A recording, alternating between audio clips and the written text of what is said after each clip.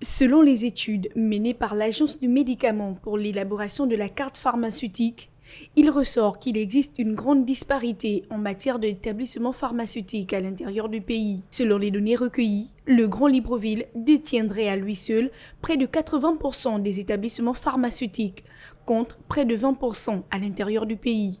Ils ont fait un travail sur l'ensemble du territoire qui montre que l'offre du médicament, même pas pour le secteur privé, notamment donc les pharmacies et les dépôts pharmaceutiques, est un peu inadéquat. Il y a certaines provinces dans lesquelles il n'y a aucune pharmacie, il n'y a que des dépôts pharmaceutiques. Pour le ministre de la Santé, c'est tout l'intérêt de l'élaboration d'une carte pharmaceutique car elle permettra mettre à la disposition de tous qui voudraient investir dans ce domaine cette carte en les orientant, en leur disant voilà l'endroit qui est le plus nécessiteux. Parce que là-bas aussi, les gens peuvent gagner de l'argent. Dans toutes les provinces aujourd'hui, il y a une activité économique qui se fait.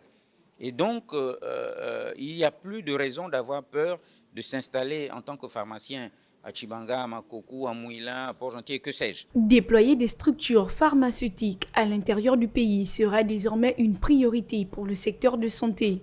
Pour cela, des mécanismes seront mis en place. Il s'agit cette fois-ci de mettre les conditions. En ce sens-là, nous avons déjà identifié les sites qui sont libres pour qui l'importance de l'installation demeure. Et maintenant, nous avons mis des stratégies visant à les accompagner. Il y a des systèmes de financement bancaire via tout ce qui est fournisseur et via ce qui est banque d'accompagnement pour pouvoir permettre aux jeunes de s'installer et de pouvoir rendre accessibles les médicaments. 82,1%, soit 8 pharmacies sur 10, sont installées dans la province de l'Estuaire. Ce qui fait que près de la moitié des habitants du pays ne bénéficient pas équitablement du médicament. Il faudra donc que les autorités mettent en place des mécanismes pour étendre la couverture sanitaire dans le pays.